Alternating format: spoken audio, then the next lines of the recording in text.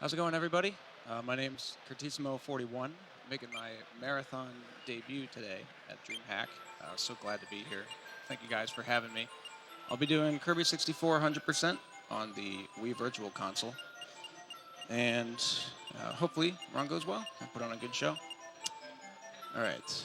I should be good to start the timer. I'll do a countdown starting from 5 when you guys are ready. So 5. When you are. Oh, okay.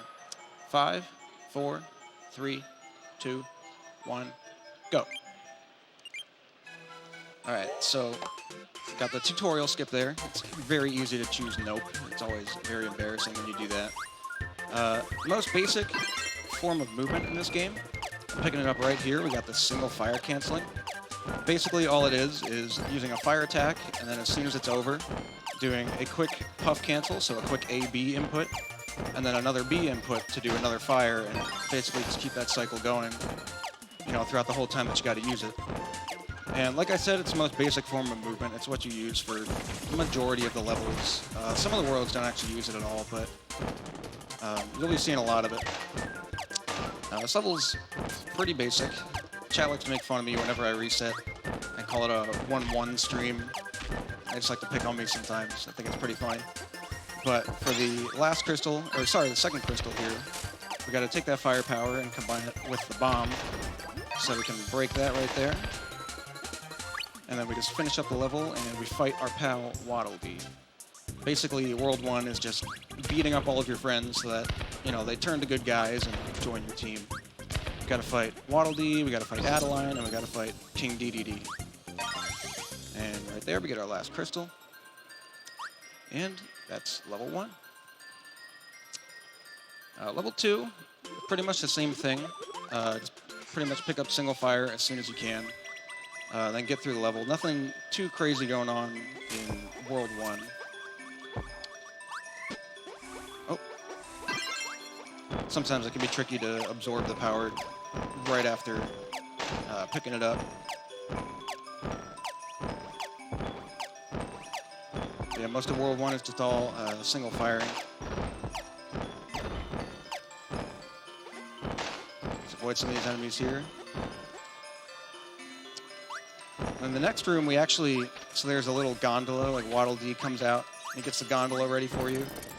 And normally, you know, you just sort of take it for a nice slow ride across the level, but what I'm going to do here, since there's a crystal at the bottom, is do one fire onto it, sprint off, and then head down here and grab this crystal right here.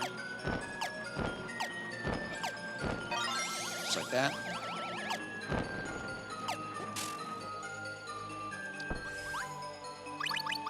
And then we got this mini boss here. You want to position yourself perfectly behind him like that, just so you can get 4 quick hits on him and make easy work of him. And then here we got the fight with Adeline, our favorite artist. A couple things about this battle. So in the first phase, you just have to take out all these little enemies. And then in the second phase, when she throws the bigger ones at you, she can actually start wagging her brush. You might, if you pay attention to her, you'll see her wag her brush. And every time she does that, it actually, depending on how late she started doing it, it could actually lose like a full second each time. So it's completely RNG if that happens. Like right there, wagging the brush. It's always funny when that happens. A little bit annoying, but I still find it funny.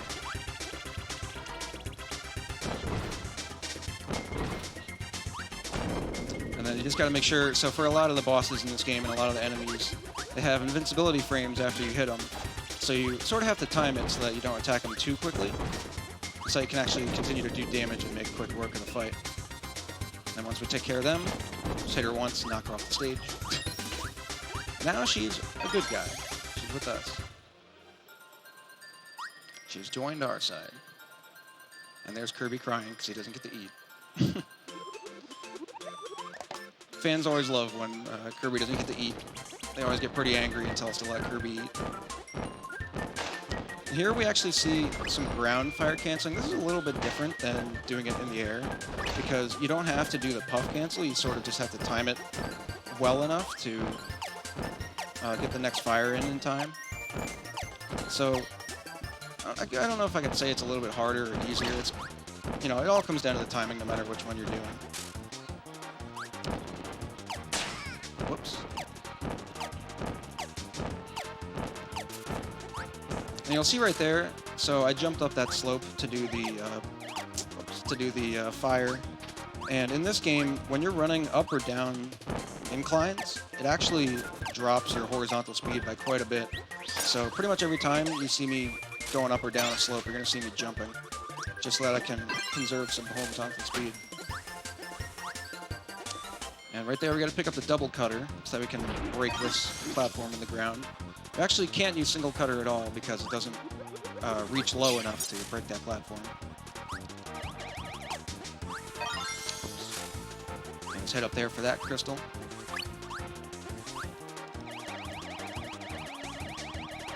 Also, side note, I don't know if my button clicking are going through the microphone, but I'm using a Wii Classic controller.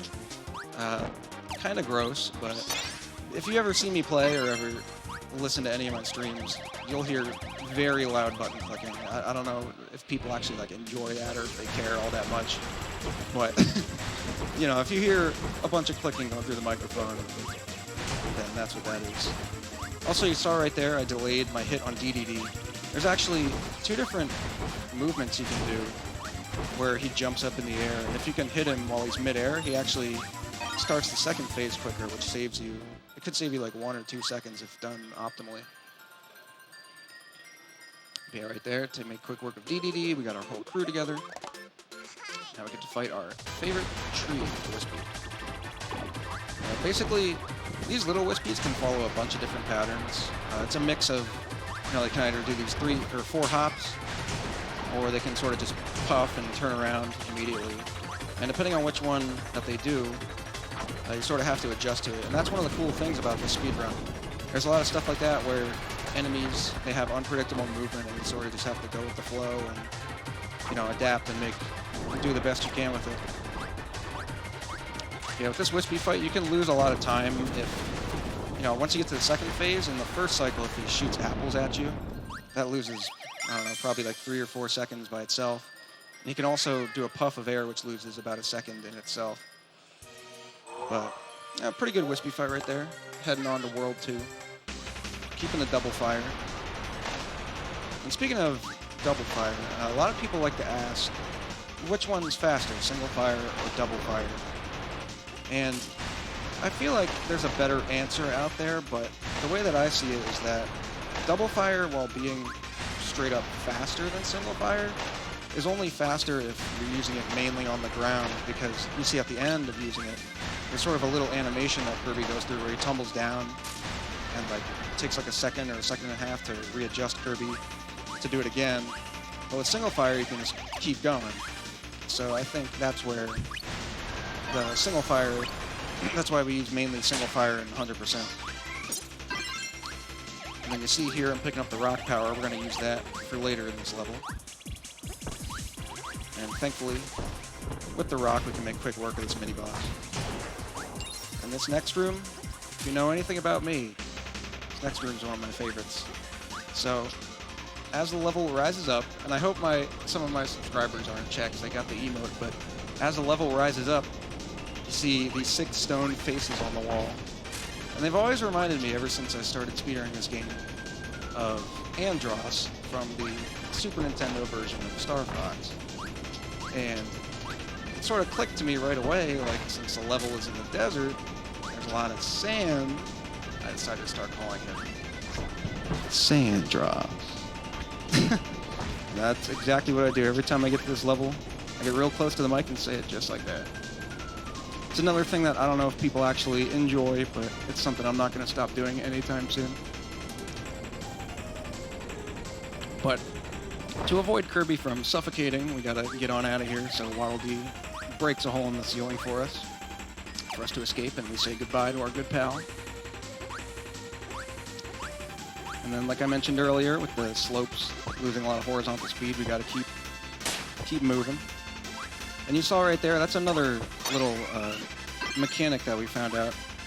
Well, actually, I think it's been known for quite some time, but if you are pulling out the power during, you know, like either if you go through a transition zone, like through a door, or if it gets interrupted in any way, like if you get hit by an enemy, then you sort of skip a lot of the time that it takes to pull out the power and then hold it in Kirby's mouth. It just goes, he just holds it straight in his mouth, so saves a little bit of time there. Normally, like, when I pull out the power on that Scarfy, I want to get pushed off to the right, but I got pushed off a little bit to the left, which is fine. It's not too big of a time loss, but a pretty good level overall. Just a lot of sand. Our good pal Sandross. Rest in spaghetti. Never forget it. On to this next level. Just keep the electric rock power. I don't know what it is, if it's like a yo-yo or something. I never really found that out. And you saw me pull it out and throw it away before that first pillar. There is actually a very precise way to get past that first pillar without slowing down, but it's very unreliable, and I'm not even sure if it saves all that much time, because after you get past it, you still gotta find a way to pull out the power as quickly as possible, but, you know, it's just fun to do on stream sometimes, to show off. Whoop. I'm a little sloppy with these platforms here. This room's actually pretty cool. It incorporates a lot of nice single-fire movement with a lot of platforming. You gotta break those platforms and jump through to get that crystal.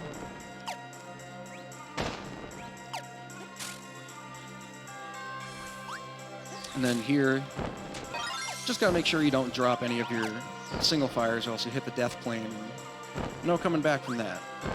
Run is pretty much dead at that point. Whoops. Oh, I messed up my timing. There we go. So in this last room, you're going to see... So not too long ago, we actually discovered that for the next level, 2-3, it's faster to use the curling stone for a couple of reasons. And before I get into that, you'll see here at the end of the level, we'll skip that ice enemy, but I'm going to pick up the next one here to get ready to get the curling stone combination. And the reason that it's faster, so it's not faster than single fire speed horizontally, but later on in 2-3, there's a big column of water that you got to sink down. And using the curling stone rather than just swimming like you normally would if you kept single fire, you sink in the water a lot faster. So much so that over the old strat, that level actually saves now like somewhere close to 10 seconds if done optimally. Okay, here we got this DDD section. There's actually, my chat likes to rag on me sometimes. There's, you know, those fire enemies I got past to get the crystal. If you get hit by one of them, they like to call it upwards fire, you know, their favorite mythical trick. Thankfully, I got to skip it, though. It does lose some time if you get hit by that. So, feels weird, man, I guess. But, you know, just like with the old strat where we keep single fire, we come back into this level, but instead of combining Spike with this rock enemy, whoops, messed that up a little bit. You want to combine the ice with the rock enemy. So instead of getting drill, you come in here with curling stone. And ever since we found this new strat, this has actually become one of my favorite levels, if not my favorite level to execute. Curling stone movement, when you get it down and you like get a lot better at it, it's so much fun to execute. There's a lot of cool things you can do, like right there, bouncing off the wall after you break the barrier. And like, whoops, a little sloppy here. But like, you can freeze some of the enemies to get them out of your way. You know, use it to go up slopes like that and pick up health. It's a really fun power to get used to. And here with the mini-boss, you kind of got to be careful with how you activate the power, because if you activate the curling stone too close to him, you'll just bump off of him without doing any damage at all. Yeah, you want to pick up that crystal right there. And this next room is pretty awesome. This is one of my favorites. A lot of real quick curling stone, breaking it, dashing, curling again. There's a lot of fast-paced action here. And you'll see, not in the next room, but the room after that is where we start sinking in the water, and you'll be able to tell how much faster it is by using the curling stone to do so, rather than just swimming down.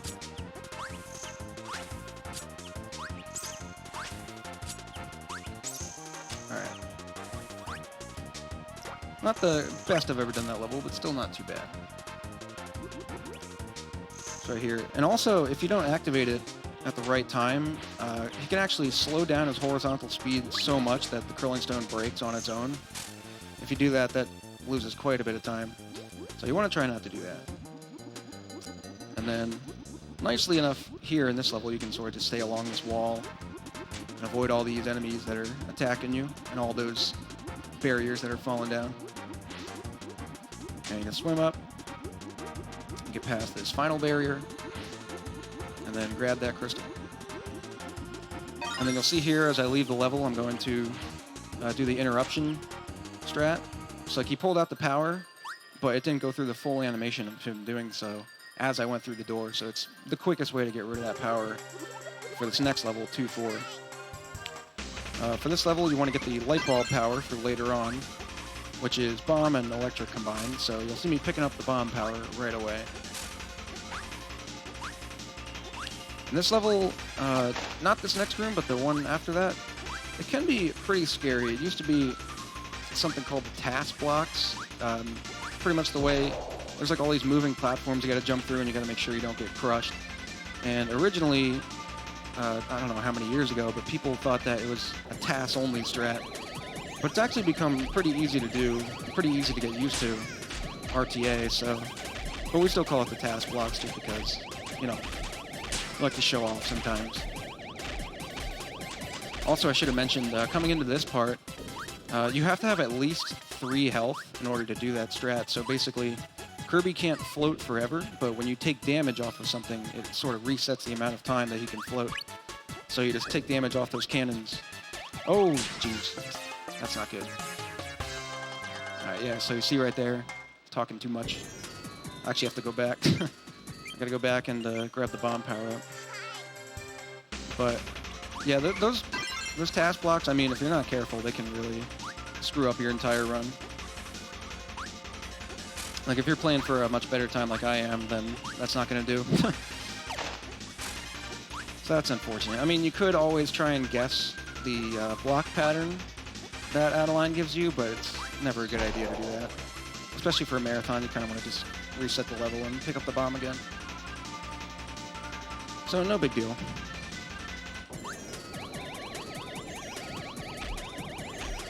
Next time I'll try to focus a little bit more rather than chat so much. And there you see, as I mentioned, the damage boosting to reset the floating.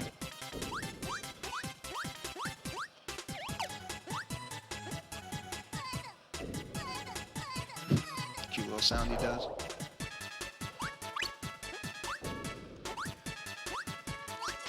Alright. There we go. So you just want to do all that to get that crystal, and then get this light bulb power up. Moon, sun, fish. Alright, good pattern. I just want to hit the pattern, grab the second crystal, and float on up here. This next mini-boss is actually pretty cool. So when you hit them with a double power combo, it actually does double the damage than normal. So we only got to do those 4 hits there. And you'll see me, pick up the double spark power up. We're going to need that for the Pix fight coming up next. Will be an important component to that fight. Alright, unfortunate that I had to redo that, but no worries. So for this battle, I typically, when I do runs, I like to play Shake It by Metro Station when doing this first part, because Kirby's got this little dance going on. And in this first phase, for like the first minute and 10 seconds or so, you can kind of just sleep, get a drink of water, you know, do whatever you want. Because, you know, there's 2 different attack patterns that these gem parts of him can do. And no matter which one you get, there's always a way to just stand in one place and not take any damage. So, you know, first phase isn't too bad. The important part of this fight is on the second phase. So we keep the double spark power up because there's one attack that he does where all 3 of the gems get in sort of a ring formation and, you know, travel around this platform that you're on. And if you jump through it and you activate the power, you can do damage to all 3 of the gems. So if you do that 4 times, you can actually do that in 1 cycle. For the other 2 attacks, if you just hold the power and then spit it at them, it'll do double damage to 2 of them. And then once you do that, if you pick up the similar colored objects on the floor here and spit them out at them, it'll do double damage rather than hitting them with a different colored object. So there's the blue one, the red one. A tiny bit slow there, but still good. First cycle picks. Nothing wrong with that. Also, I should mention, speaking of boss fights, we have a donation incentive going for this run to do the boss rush at the end. And for that, you actually can't use any powers throughout the entire thing. There are enemies that they spit out where you could normally absorb the powers, but for the entire thing, the powers are disabled. So that'll be pretty tough, and it'll be pretty cool to watch. So hopefully we get some donations in for that. And funny story about this, so we're going into World 3 here. You see it's got all this nice, summery look going on. At this past SGDQ, when I was on the couch, the way I described this world was that it had a nice oceany, watery aesthetic. And when my friend Grandpa and I, who was on the couch as well, went back and watched the VOD, someone in chat was like, "It's called a beach." So after I read that, I felt kind of dumb, so we sort of just joke about it a lot. Wow, that is amazing. Thank you guys so much. For this next room, we actually need the ice bomb combo later on to break a barrier. So instead of picking up that little penguin enemy, we're just going to float up here and let him run across and then absorb him and the bomb enemy at the same time. Makes nice, easy work of that. I think it saves like 1 second, maybe 2 seconds, I think I heard before, over just picking him up and running across the level. But it's just funny to watch the penguin sprint across. Chubby little penguin. And for this room, you'll see the headbutting mechanic. Basically, if Kirby headbutts attacks that are flying at him, he can sort of cancel them out, depending on the attack. It doesn't always work with every enemy, but, for smaller enemies, it works. And then you saw right there, I got underneath the mini-boss and just hit him a couple times with the exploding snowman. And made pretty quick work of him. Oh, there's Sparky. Funny thing about Sparky, he actually can be pretty annoying quite a few times in this run. But I'll talk about that later. So right there you saw the blue and black barrier that we broke with the snowman. There's actually no way to break the snowman other than waiting the time limit or hitting off of an enemy. So when you activate it, basically the goal there is to just get to the bottom as quickly as possible and then activate the power as quickly as possible. And then, that's pretty much the fastest way to do that part. This next level here, nothing too exciting. We're going to see the volcano power-up, which I don't think you see anywhere else throughout the run. It's the rock and fire combination. And you'll also see on the ground that there's the river moving along. Basically, if you're running on the river, like running the way that it's flowing, you actually run a fair amount faster. So when you're in those sections, you sort of try to stay on the river as quickly as possible in order to pick up the most speed. And I think you only see this in one other level in 4.2 later on. But, just as we're running with the current, there's also parts of this level where you're running against the current and going uphill. So you just sort of have to keep jumping through that part. But that's at the very end here. So right there, we got the volcano power-up, which you'll see me use against this mini-boss. And to break this barrier up here. Alright, to grab that crystal. And then you want to get rid of the power before going into this next room, the auto-scroller on the river. Because you can't actually pull out the power at all once you're in here. Like, the game actually disables it. So he's come here on this river, and Wildy shows up with his comfy little crate. Just take a ride down the river. And there's 3 of these sections here. There's this part with the river on the crate. There's the mine cart in 4.2. And there's the sled part in 5.1, which is my least favorite run of the level. But again, I'll get to that later. Each one of them has a crystal like that, which if you're not paying attention, you can miss it pretty easily, so you don't want to do that. You want to stay focused until you get that, and then after that, it doesn't really matter what happens. You can still lose time if you hit all these objects, but that's the one thing you got to focus on. And for this next room, I actually made a special request to DreamHack to add one of my better Twitch GIF emotes called Mag Dance, which is modeled after the boss of World 4, Magman. Because once we grab this candy power-up, ask you guys to dance to this funky music. As I think 3 times that we do this in the run.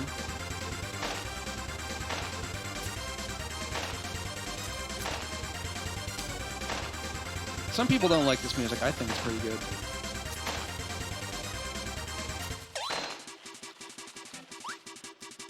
Okay, so this next room is basically the main part where you can save or lose time.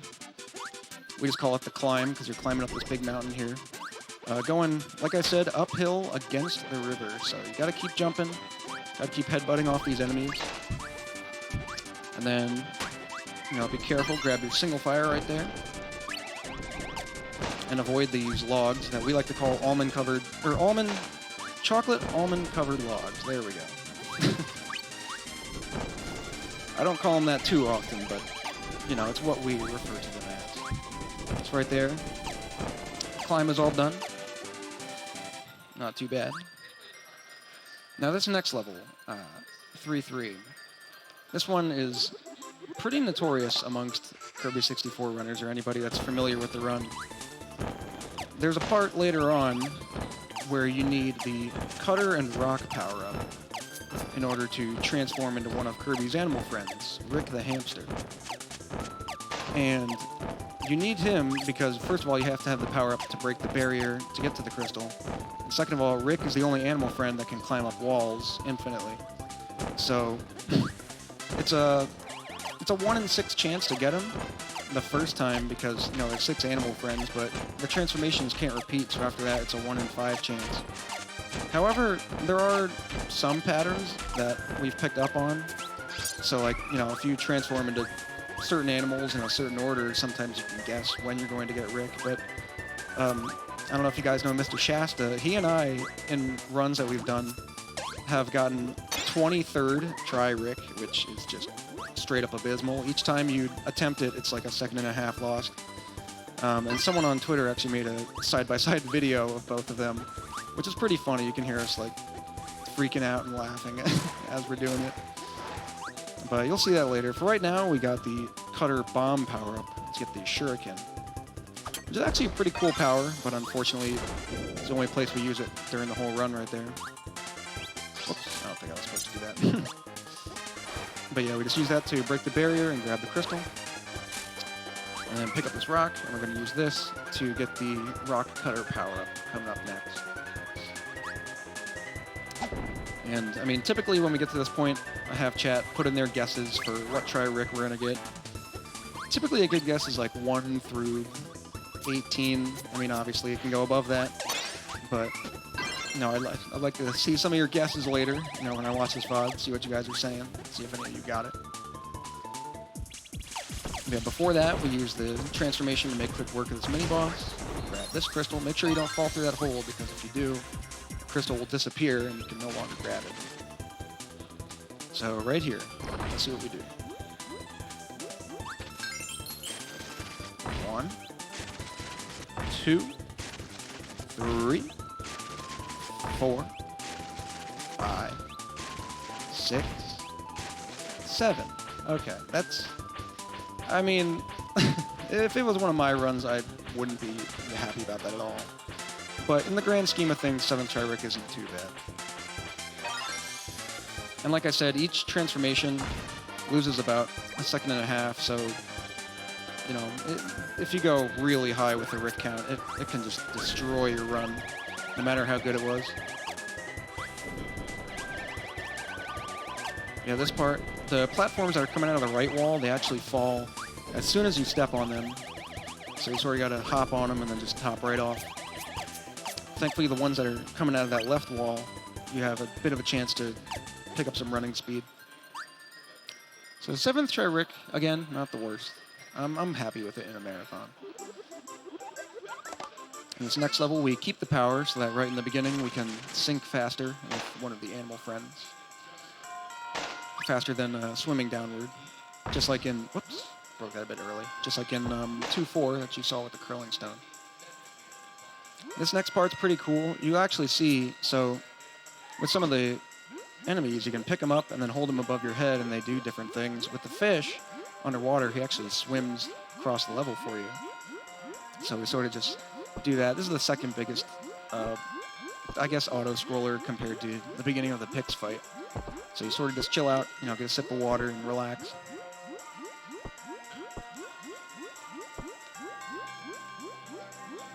Nothing too crazy going on here.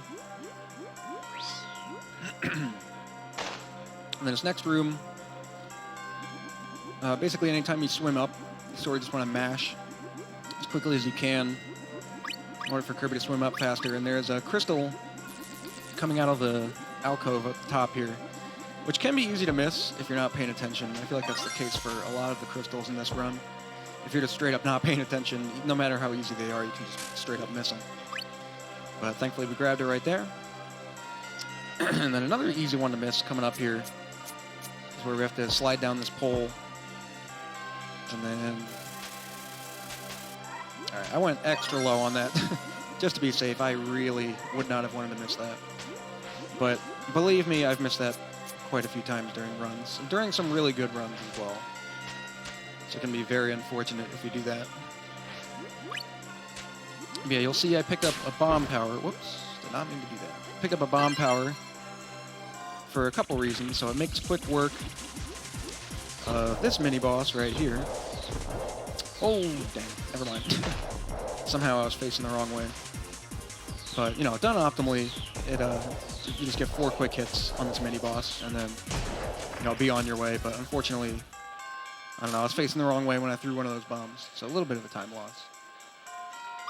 But the bomb, not only for that mini-boss, but it helps us a lot with the boss of this final world, or of World 3, Acro, the whale. So, be careful with these boulders. It's actually complete RNG, what size and where those boulders spawn. You can call it a couple different things. Bold RNG, Trollders, you know, we have a bunch of different names for them. Nothing too crazy, you just gotta avoid them and make sure you get that crystal. That's the important part. And here we got the Kuro Fight. Just 6 quick hits with the bomb for the first phase.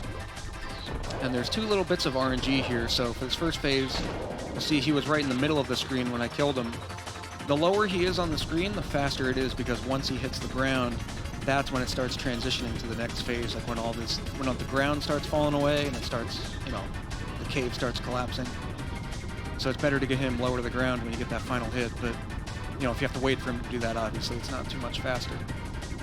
And then for the second phase, there's an attack he can do where he shoots up the middle of the screen. If he does that, it loses a bit of time because you can't get all 6 hits right away. You sort of have to wait for him to come back. And, of course, marathon luck. We just got just that. But nothing too crazy. And you want to get rid of the bomb power for the next level.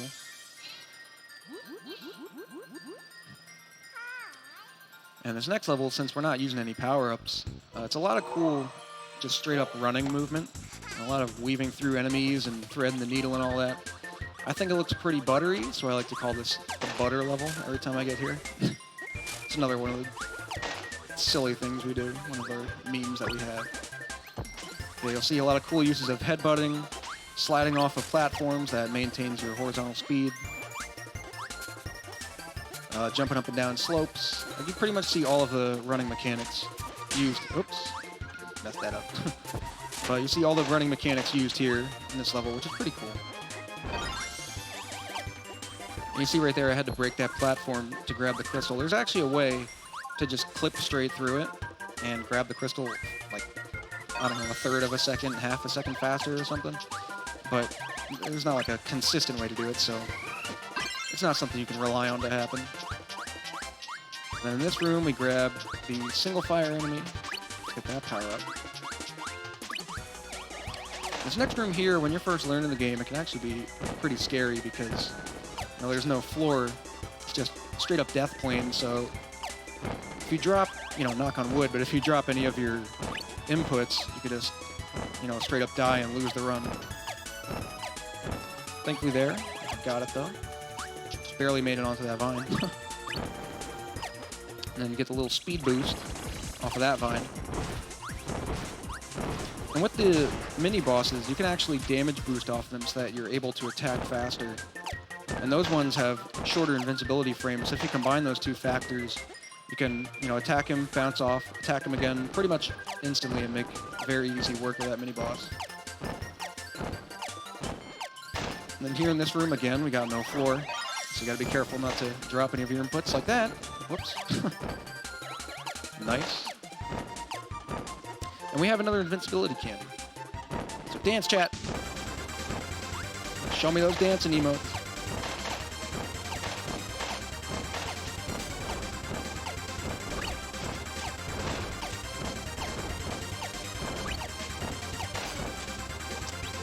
And at the end here, you get rid of that single fire and pick up the rock. Because for the next level, 4-2, there's a crystal hidden behind a barrier that requires the dynamite power. So what we're going to do, well, first of all, the dynamite power is rock and bomb. So we pick up the rock, come back to 2-4, and just combine it quickly with this bomb power-up. It's at the beginning. And then head back. And you want to make sure you grab this first crystal. One of the easiest to get in the game. All you do is just, fall into it. Nothing too bad there. And then here's the second of the Waddle Dee auto-scrollers. Apparently, with the minecart and the sled, when you jump, for the first frame, apparently it speeds you up a little bit. So I guess the goal here, or at least it's what the task does, so it's what we try to do. And there's a crystal right there. Make sure you don't miss that. So I guess the task, it's always jumping as much as it can. I guess basically that's the strat here. I don't know how true or how much that actually speeds up this part, but it's kind of just what I do at this point. Why not? Staying on the ground would be the same speed anyway, so might as well just keep jumping. So yeah, that's that part. Then here you use the dynamite so you can save your fall. If you don't use the dynamite, then Kirby sort of does like a face plant into the ground where he... Ooh. Right there I got a little trick I like to call the Curtis Pop. If you pop off that cutter enemy, and sometimes you can just run straight under that block. So that was nice. Some good swag right there. Not doing a good job. Well, that enemy you intentionally hit just because sliding under it is faster, but so I was hitting a couple of the enemies in the beginning. A little bit sloppy here.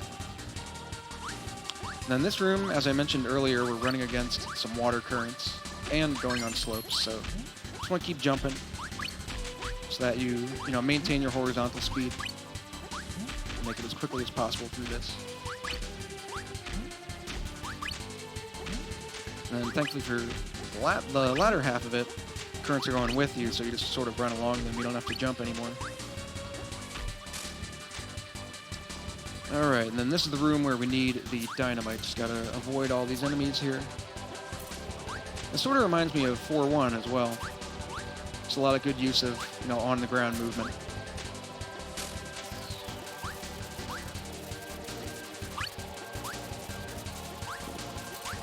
Yeah, some very close calls here. I honestly don't know how it's possible to avoid all this stuff, but it is.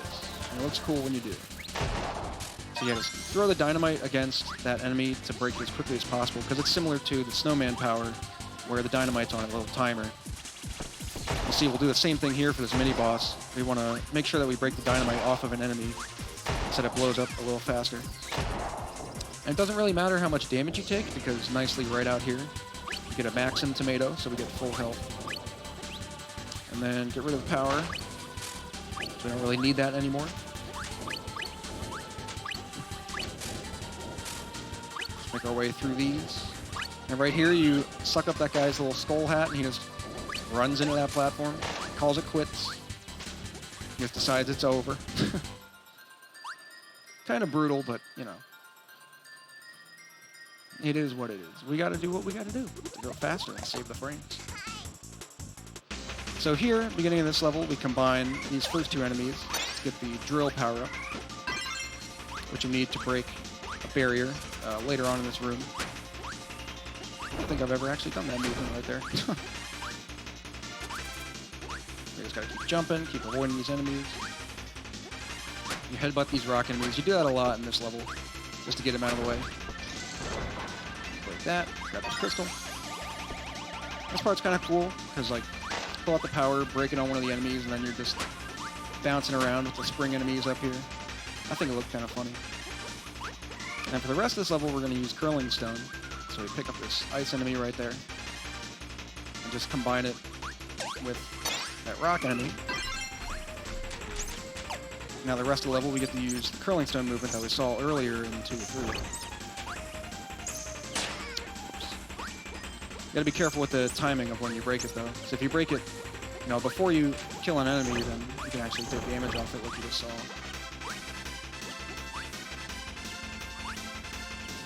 This is probably one of my other favorite levels to do, just because of the Curling Stone, but in this next room, you'll see Adeline paints us a picture of either a parasol, a pizza, or a top hat. And of course, I get the parasol. This one's the hardest one to do. And it's the slowest, so...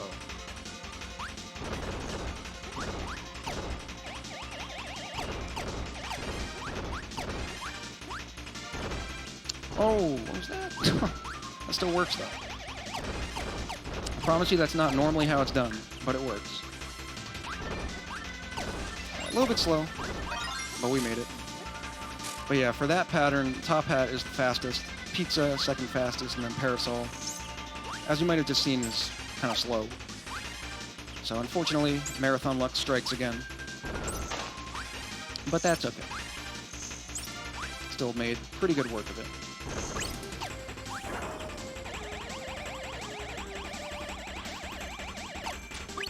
And then this one's pretty easy to miss right here, this crystal, in casual play. Like if you don't know that's there, I mean, it's a very easy one to miss. Thankfully, as speedrunners, we have all the knowledge, so we make sure not to miss that. Then you got these rocks right here at the end that spell Kirby, our favorite little pink ball hero. So not the best level because we got the parasol, but again, that's okay. This level right here, I think it's the longest level in the speedrun, 4-4. Just, you'll see me using Curling Stone. We actually need this power for the majority of the level, because similar to 4-2, where we need to carry the dynamite all the way through, here we have to carry the Curling Stone all the way through to break one barrier that doesn't even look blue and brown. It looks red and brown. So you would think that you needed the volcano, but somehow it passes off as Curling Stone. So I think that was another one that I struggled with casually, and a lot of people struggled with casually. But yeah, like I said, we got to use the Curling Stone all the way through. And for the first time since level, 2-2, you get to see DDD again. Good pal, King DDD. For these pillars, if you do one of the charged hits, it'll actually break them right away, but otherwise you'd have to do 2 single hits, so it's faster to sort of jump up the slope and then charge up a hit before you get there. And this movement's kind of weird. But for some of these enemies, like you'll see with this one, I'm going to do a little damage boost. I'm going to hit it, damage boost, and then hit it right away. So right there, doing 2 single attacks is actually a little bit faster, if done properly. I'll see if I can moonwalk out of here. There we go. So on the Virtual Console, you can't do this on N64 since there's only one directional input on the controller. But if you have a controller like the Wii Classic that can use both the D-pad and the analog stick to control Kirby's movement, if you push left and right at the same time, the characters sort of jitter. You can actually get them to run backwards and do a lot of fun stuff with that. Not important, not helpful, but it looks cool, and that's all that matters. So yeah, this room can be a little bit scary, especially this part right here where there's exposed lava. If you happen to have the power or if you happen to get hit a couple times and lose the power, and the power falls into the lava, it'll completely break, and you'll lose it for good. So you'd have to restart. You know, you'd have to pick up the power again, and then come all the way back and do it all again, which would just be miserable. So right here, that's the barrier I mentioned. That's clearly brown and red, but somehow passes as blue and brown. Just get rid of the curling, pick up double fire. And we got this. It's not an auto scroller. That wall of lava sort of rubber bands to you. So no matter how fast you go, it'll sort of keep up decently well. And thankfully, there are, you know, it's pretty well mapped out. There's specific parts of this level where you can double fire and nicely land on a platform and then just quickly activate the next one. Like, it's pretty smooth the way that it works. And I think I've never done any percent, but I think that pretty much uses double fire throughout the whole run, so you'd see a lot more of that type of thing with that run. So once you get out of that part, the lava starts coming up from the ground. You gotta come here to the left, grab that crystal. And thankfully with this double power, we can break all these blocks ahead of us. And then for the Magman fight, we gotta pick up the cutter in order to get the fire sword. Alright, and this is the fight against Magman. So this is where I want to see chat posting a lot of mag dances right here. Don't let me down, guys, please. I worked real hard on that emote. Yeah, hopefully here I can get the combo as quickly as possible. Alright. There's actually a couple different attacks you can do in this first phase. You can do that one where it throws out all three of those, I guess his arms right away. You could do that one where only two of them come up and sort of come into the middle and attack you. And on that one, you can actually get 3 hits. On this one, you can get 4 hits. So this is the faster one to get. So not a, I mean, pretty average first phase. 3 cycles. I mean, it's not the best. You can do that in 2 cycles if you get good luck. But now the big part of this fight comes in here with the second phase. There's an attack he can do where he goes into the ground, and if he does that, yep. Marathon luck strikes again. If he goes into the ground, you actually can't hit him until he rises back up. So what you do, you just shoot him with the double power to do double damage, and then pick up a single fire, which you use to finish him off, and then we'll actually speed up the next level for a tiny bit. So that was World 4, and that was Magman. Moving on to World 5, Post-Apocalyptic Earth, as a lot of people like to remind me. Yeah, in this level, you'll see on the ground there's some single fire enemies. So if you don't get them from Magman, you just pick them up almost immediately anyway. So it's not a huge time save to have single fire coming in here. But it's just a nice, you know, repercussion for getting bad luck. Oops. Let's see if I can fix my movement. Oops. Also, don't want to stand underneath the bird. Not a good thing to do. This is actually one of my least favorite levels in the entire run, because you're using the same old single fire power you've been using for most of the run so far anyway. There's an auto scroller with Waddle Dee on the sled coming up next. There's an underwater section. There's a section where you have to climb over a mountain and do a lot of mashing, or at least the way I do it, I do a lot of mashing to float on over it. And it's also, I think, the second longest level, or close to it. It's just, it's kind of a drag. But, you know, it's got nice music. Has that nice snowy aesthetic. So, it can be relaxing to the viewer, certainly not to me. But again, there's an easily missable crystal with this part. Now, coming up right here, we gotta jump on top of the igloo. There we go. Very possible to jump over that crystal, by the way, so you gotta be careful with that one. And then there's a whole bunch of gaps you gotta jump over. With this mini boss, you'll see similar to in 4-1, sorry, where I sort of attack him as quickly as I can because of the short invincibility frames that he has. And you gotta break that ice block on the ceiling so I can grab the crystal. That's the main reason to have fire for that part. And coming up here, we skip 3 of these snowmen, and we go into this underwater section. The reason underwater sections are so rough is because all of your animations, the speed is cut in half. So even firing, I mean, it's pretty much like running on ground, pretty much the same speed. So just very slow part of the level. Also, firing can be tricky because sometimes, oh jeez, can't even do it right. But sometimes with the fire, after you deactivate it, he'll sort of swim up. Sometimes he'll swim down. And that can sort of mess up your movement and how you carry out that section. So right here is the climb.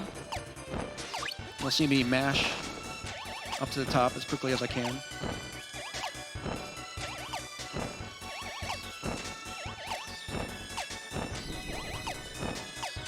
Alright, and once you're about here, you can make it over the peak.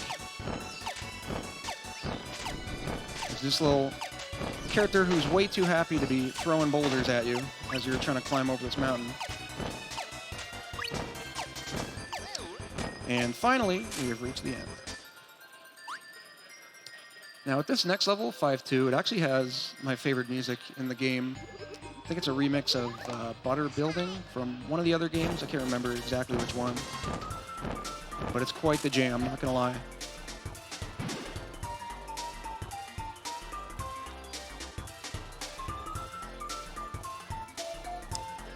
This level, it's pretty standard for the most part, you know, just keeping single fire all the way through. The main part of it that can actually make or break the entire run later on, as I mentioned earlier, there's an enemy called Sparky, and later on, you have to combine Sparky with a spike power that you grab in order to get the lightning rod, which you need to break a barrier around a crystal for the mini-boss fight at the end. And unfortunately, there's a pitfall with an enemy in it right next to Sparky, so a lot of times, if you get bad luck, he'll just jump straight into that pitfall over and over again, and you know, you can't do anything about that. You can't combine the power with him. You sort of just have to run off screen and come back and have him respawn, so you can, you know, hope that he doesn't do it again. But that's another section of the run that seems simple enough, but can actually lose quite a bit of time if you get bad luck.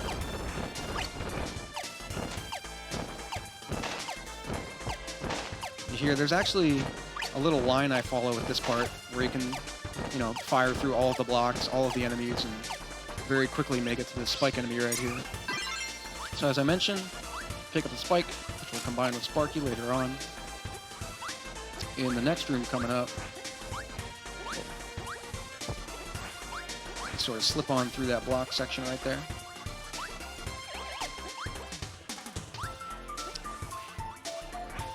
Alright, bless RNGs in the chat. We need some good luck here.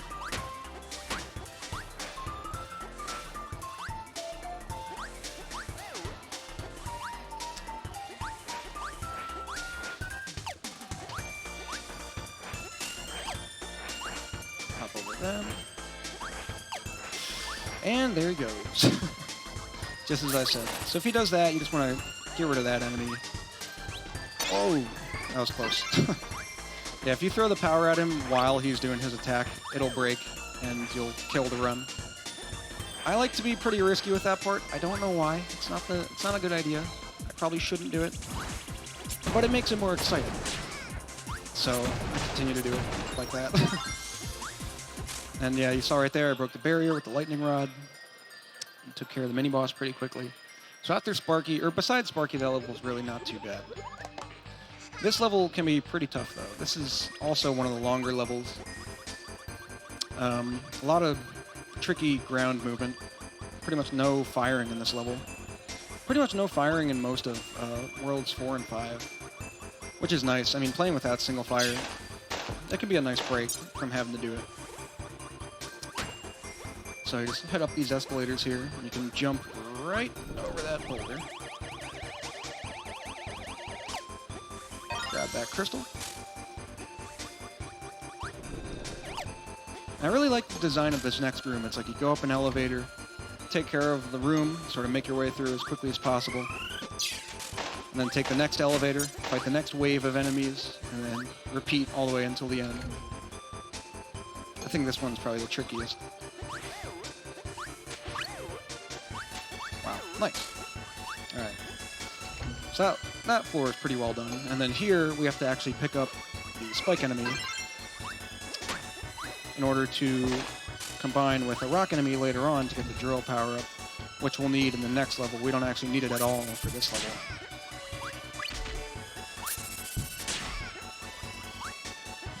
I actually have a drill as one of my subscriber emotes. I have the core drill from one of my favorite shows, Gurren Lagann.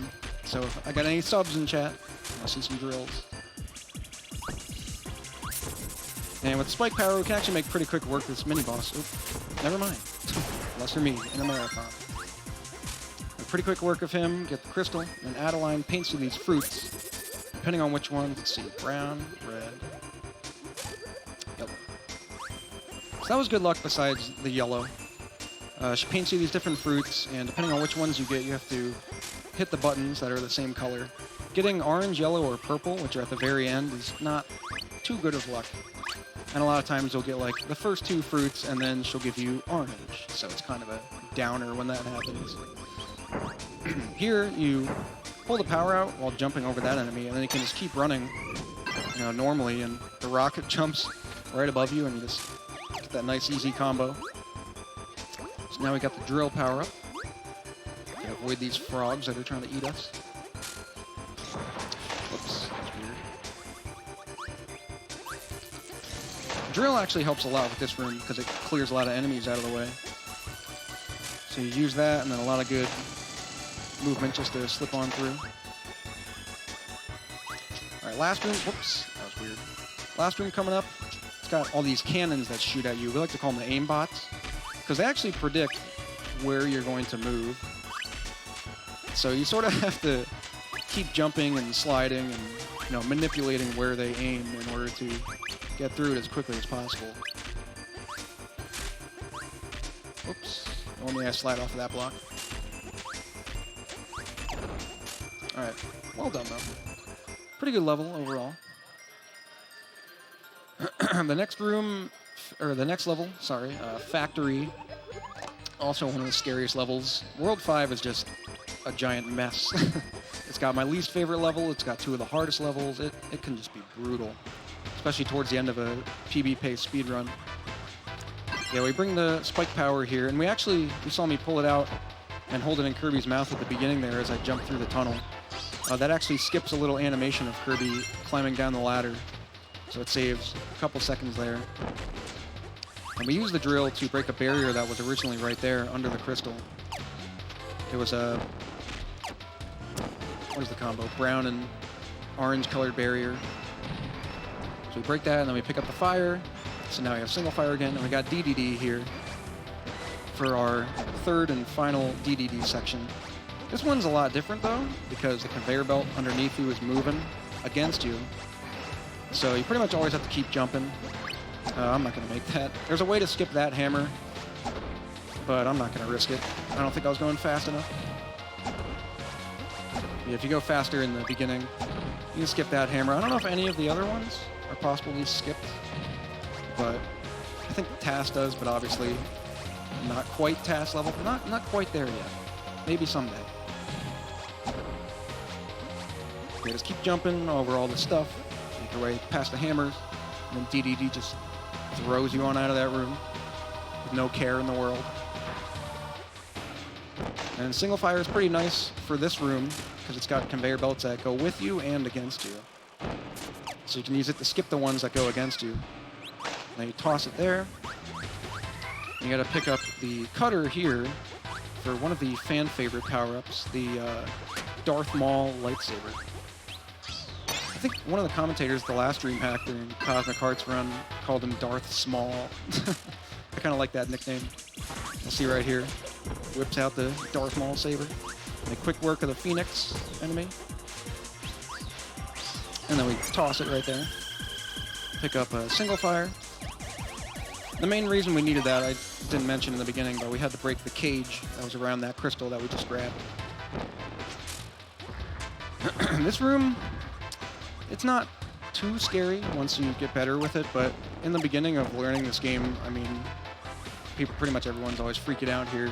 Once you get compressed by one of these, or by this thing coming down on you, it's an insta-death. You can't really do much about it, so you lose a big chunk of time, you lose your fire power-up, which you don't need. It's not a necessity, but it definitely helps you go a lot faster with this part. It helps you skip a couple of cycles. The main thing we want, the main power, is from this next room. You're going to see me get rid of it later on and pick up one of the spark enemies. That's what we'll use to fight HR, the boss of World 5.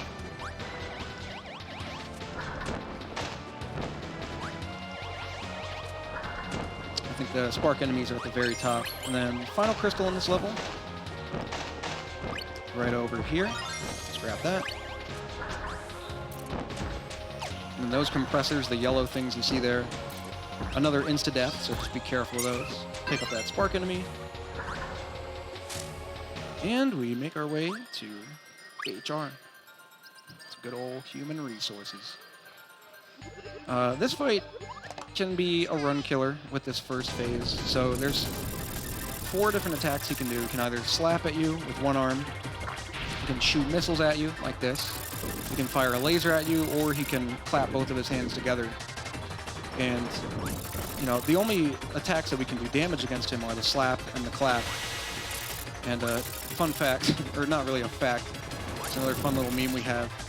If he does the, I don't think it's even possible, but if you get a cycle where he does slap, clap, slap, I like to call it the Volby Stroganovsky cycle, you know, a good reference to the classic Jimmy Neutron. Yeah, right there we get the clap. That's actually the fastest attack we go against because you can get 4 hits against it. And then second phase, I mean, you can lose a little bit of time here, but not nearly as much as you can with the first phase. Just sort of run further back so he gets to his reset position quicker. And pretty much just stand underneath him with the spike, or the spark, rather, and do 6 hits. Make sure you get rid of the spark. And that's World 5. Post-Apocalyptic Earth. Alright. World 6. You'll see with 6-1, looks a lot like level 1-1. That's because it's actually the same level, just completely reskinned, and different enemies in the way. So we like to call it the DLC level. I don't think the developers got lazy. I think they just, you know, they just wanted to relive good old 1-1, our favorite level. So yeah, there's a single fire enemy they pick up earlier to make some quick movement earlier in the level, but you actually want to pick up the spike enemy that you saw me grab, because later on in the level, there's another crystal hidden behind a barrier that requires the spike and bomb, which looks like a Gordo enemy, I believe. You'll see that once I get there. So you just grab a spike, carry it on through, slip past all these enemies, go above that guy, go below that guy. Alright, and then right here, that combo. And bam. Break that barrier, grab the crystal. And then when you head out of this level, you actually want to pull out the power, because what you want to do for 6-2 is you want to have the spark power, so you basically come back to 6-1, and there's conveniently a spark enemy right at the beginning. Just go ahead and pick him up, and head on in here, because we're going to get the lightsaber power again. I guess electric sword is its official name, but that's no problem. You also want spark to break that barrier right there and grab that crystal. And then you see me do the interruption technique there. I pulled out the power while going through the door. It's actually the fastest way to do this combo, because the cutter that we combine with is right there. Just combine them, grab the sword.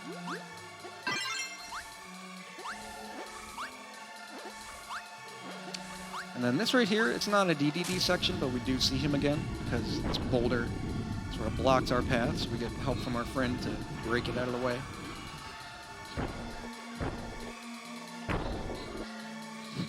Good guy, DDD. And cool thing about the double sword power-up, apparently when you have it out, even when it looks like Kirby's walking, he's actually moving at sprinting speed.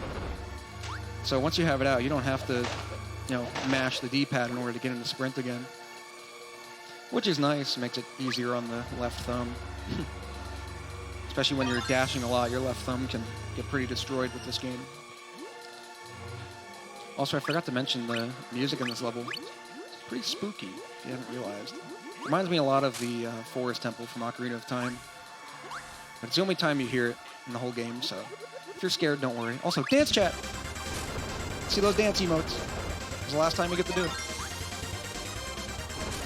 Well, I mean, you can dance whenever you want, but you know what I mean. Pretty short, unfortunately. However, you can keep dancing on into this next level, 6-3, because it's got one of the funkiest songs in the whole game. Kind of sounds like the Cowboy Bebop theme song. That's what I like to compare it to. It's got that bass line right there. This level can be tricky, though. Not these first 4 rooms, but the last 2. Whoops. Man. Got him. There we go. A sloppy movement there. Okay, basically with these first 3... Yeah, the first 3 rooms, you just use the sword power-up to sort of turn into these enemies and kill them as soon as they spawn, just to get the next ones to spawn quickly, so you can get out of there as quickly as possible. This next room is one of the coolest rooms in the whole game, so we start with the electric sword, take care of these first 2 enemies, get rid of that one, pull out the power, throw it at that cutter enemy, pick up this fire, combine it with the spike power right there, get the arrow, shoot it to break the ground, grab that crystal, get rid of it, pick up the spark, combine it with this cutter enemy, pick up the cutter enemy, and now we have the double sword again. Everybody always loves watching that level, and I love doing it so much. It's one of the best parts of this game. And since we got the double sword, we can continue to make easy work of these rooms, if done well. If I could get good. Oops. And then the 3rd and final crystal will be in this next room.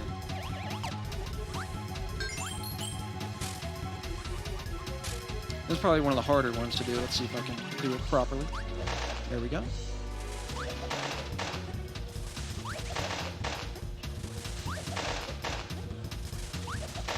Alright, make sure you grab that crystal. And we are out of here. Now we're going to keep the double electric sword, or the electric sword power up, not the double electric sword. We're going to keep the power up for the Miracle Matter fight coming up. And for anyone that knows this fight, basically, he has all of the powers in the game that he transforms into. And if he gives you Spark and Cutter to begin with, that's perfect luck, because you can just take care of him with the electric sword pretty easily. Unfortunately there, though, I didn't get too good of luck. It's very rare that he's... I don't really see him all that often start off with either of them anymore in my runs, but I still got good Spark luck. All depends on where those shots end up. Alright.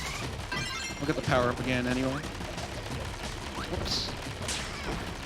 You can do that a little bit faster if you get a sword for the cutter, but I kind of messed up the movement there.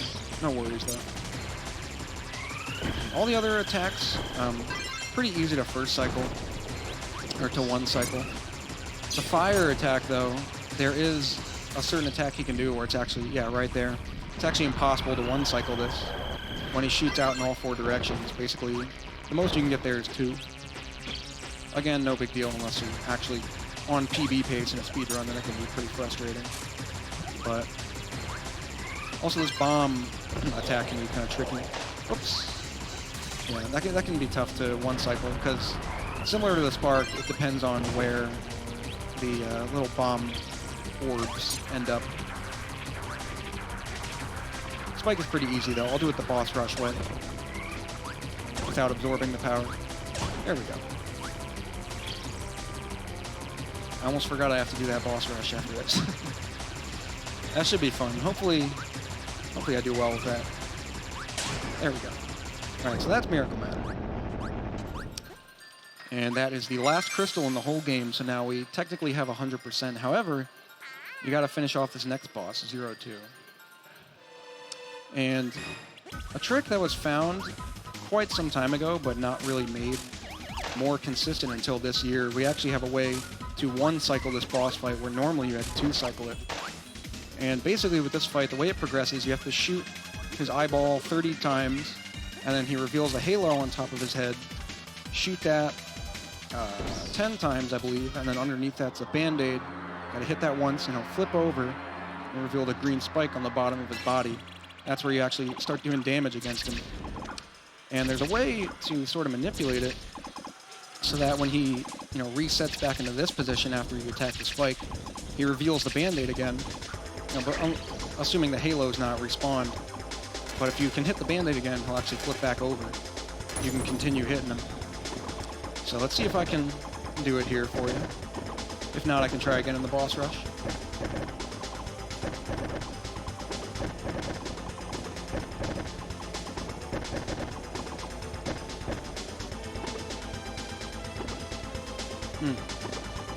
There we go. Wow. All right, I did not think I would get that. It looked like the crystal went underneath the halo. I don't really know how that worked, but I mean, hey.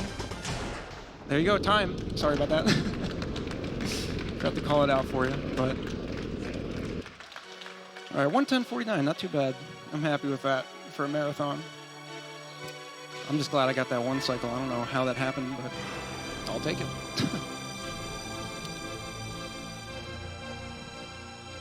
So yeah, that is Kirby 64, 100% on Wii Virtual Console. So now, I'll skip the credits for now, just go to the boss rush. I don't see why we should delay it any longer. Although I did skip the scene where Kirby gets a little kiss. Here, I'll play it real quick. Let's see. There we go. I'll replay the ending, just so you get to see that cute little scene.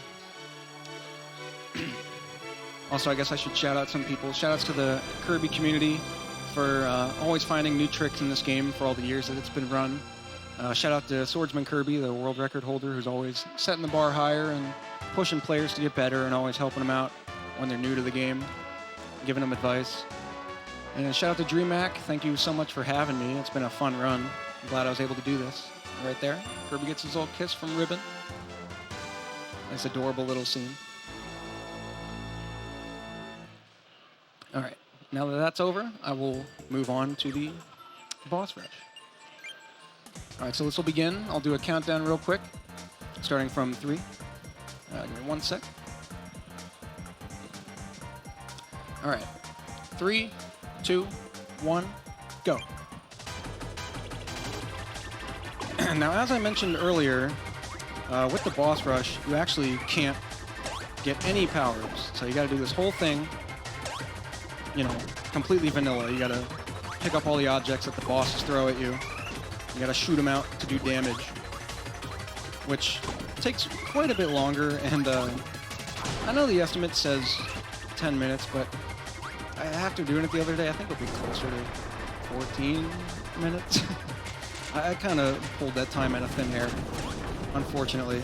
I didn't really test it out too much, but it shouldn't be too much longer. It should still be fine. So I went pretty far under estimate for the actual run. Yeah, you saw there, you can actually pick up 2 apples, and if you do that, you can shoot it through one of the spikes and hit another one, so you do double the damage in one cycle. That's the fastest way to take care of this cycle, but unfortunately you don't always get that luck. So yeah, Wispy Fight, pick up the apples, spit them out at the branches. Pretty much how you do this fight. Nothing too crazy here. One thing I should note, so I mentioned that you can't get any power-ups.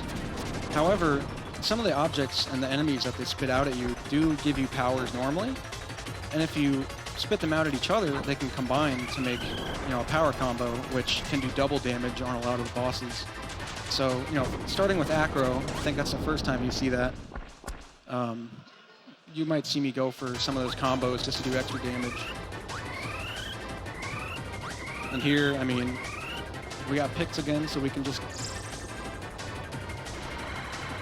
taking a nice little nap. Nothing too exciting. You know, with this attack, I don't know which one I got during the run, but with this one, stuck underneath that attack and then wait for, I don't remember how long, like a minute and 10 seconds or something. Kirby's kicking up some dust. He's probably gonna sit down here in a little bit.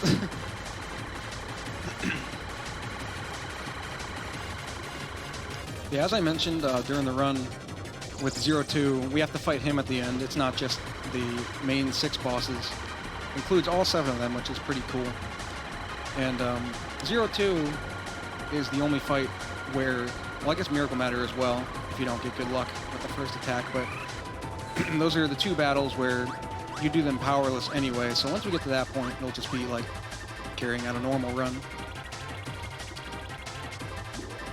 And remember the trick here, so, oh, that's bad luck. Yeah, if he does this attack, unfortunately, it's the slowest, especially with boss rush. It's actually impossible to beat him first phase, unless, I guess you aim pretty well. I guess you could do it in 1 cycle. If you get real good at the game, but unfortunately, you know, just mediocre. Second place, pretty mediocre, not gonna lie. Yeah, we took care of picks as quickly as we could. Acro is actually one of the hardest to do powerless. Because, you know, remember in the run, we had the bomb where we could just keep shooting it at him. But now we just have to get lucky and, you know, assuming he spits out things that we can shoot at him. You know, we gotta aim as well. It's just, it's brutal without any powers. So hopefully I don't do too poorly on this. Oh, okay, that didn't. I didn't think that worked. Oops. Yeah, right there, sometimes he spits out the Gordo, which will actually hurt you, and you can't absorb it, obviously. Oh my goodness. It's bad. Only got 3 hits so far.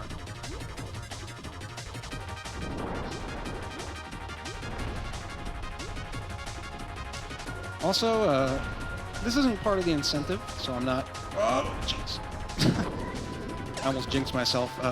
If you can do the entire boss rush damageless, you actually get this special screen of Kirby wearing this outfit that has, like, parts of each of the bosses just kind of mishmashed into one costume that he wears. It's kind of funny. And it's definitely cool. It's something you don't get to see all the time. So, you know, fingers crossed, hopefully I can do that. And finally, got the first phase of Acro done. This is one of the slowest parts of the boss rush, I think.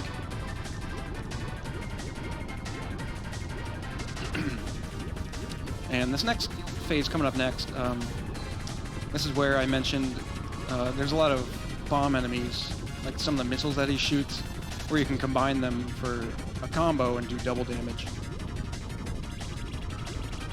So we'll see, you know, what kind of luck we get here. Oh. Starting off with this, are we? Alright. Guess we got that hit.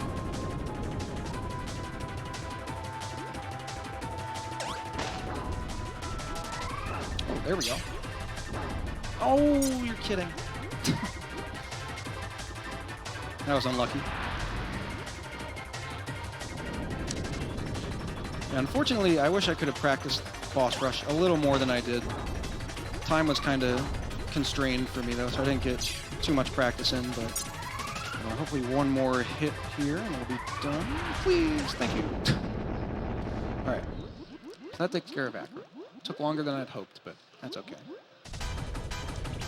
And here we got good old Magman. So I want to see Chad dancing again. I want to see those mag dances. Almost forgot to mention.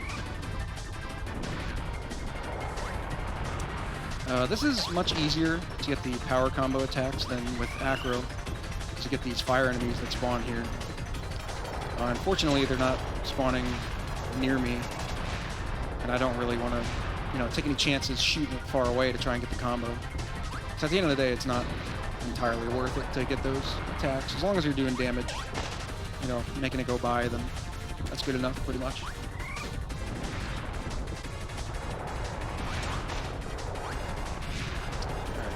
4 hits right now.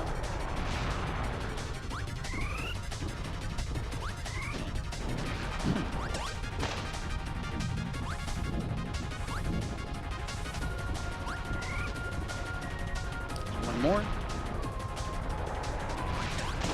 Alright, on to the second phase. And opposite of the speedrun, if he does the attack where he goes into the ground, that's actually okay for the boss rush because you get to absorb the fire enemies, the little firebirds that come out, so you can absorb those and actually be able to do damage. And also, oh, unfortunately, took damage there. So no perfect run, but that's okay. That one's actually pretty tough to avoid those boulders. But with that one, you can absorb double boulder pretty quickly and do some damage, but a little bit unlucky with that. So here, we can get a double hit. And the worst attack, I should have mentioned, the worst attack for the boss rush is actually this one, because it doesn't throw anything at you that you can use against him. So getting that's pretty bad luck. But there we go, double boulder, one more. Alright. Take care of Magman. You can see we're already pretty close to the 10-minute estimate for this boss rush. That's why I mentioned earlier that it'd probably take quite a bit longer. But, you know, that's okay. Hopefully. And here, again, getting the clap is actually the best attack. Getting the missile is the second best, because both of those give you something to work with when doing damage against him. And when he does the clapping attack, you actually get a double power to hit him with, right here. So we just got one more hit on this phase.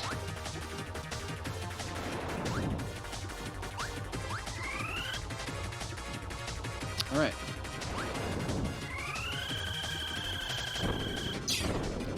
That phase is done. Second phase is actually pretty tricky powerless, because you, instead of standing underneath him, you gotta stand out here and, you know, wait for him to shoot things at you, like either missiles or this big rocket right here. Just absorb that. Here we go. When he shoots missiles, it's actually possible to pick up 2 of them and get a double attack, but unfortunately there. Only grab 1. However, you can only actually do 3 damage to him before he does this attack. It's really not too bad of luck. And once you do 3 damage, he does that. And, oops.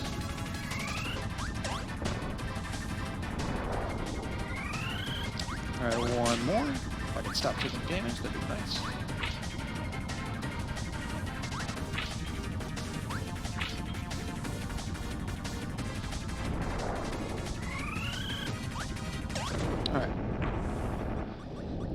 So we got 2 more left with pretty low health. Hopefully we make it through. I believe. I just remembered that's not the strat. Darn muscle memory. All right, it's clutch time.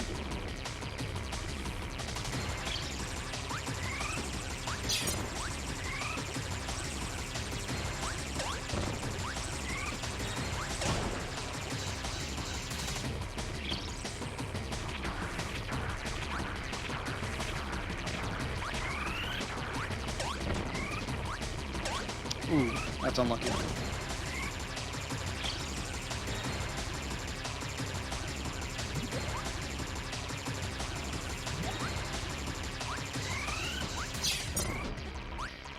Ooh, nice one-cycle bomb. That was pretty good.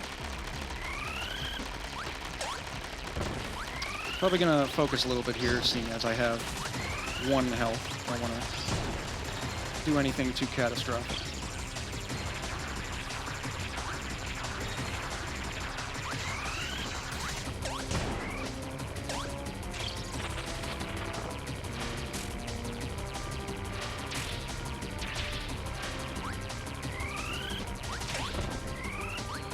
Ooh, too early. Right, that's fine.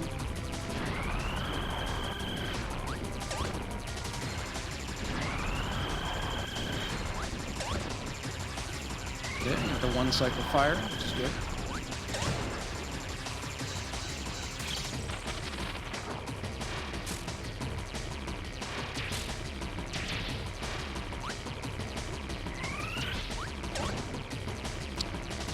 And, oh, I wasn't done. For some reason I thought I had one more hit.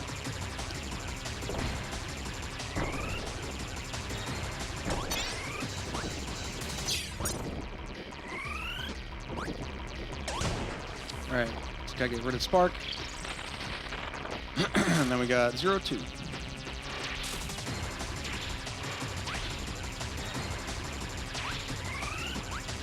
Okay. One more boss. Let's get through this. Here we go. Bless RNGs, everybody. I need your luck more than I've ever needed it.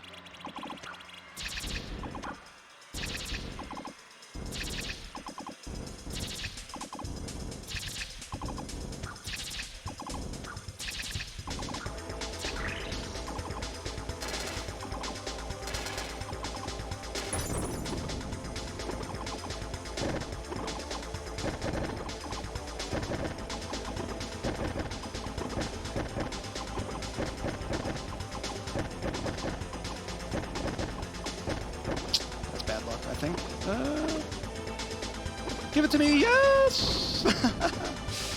We got 2 of them.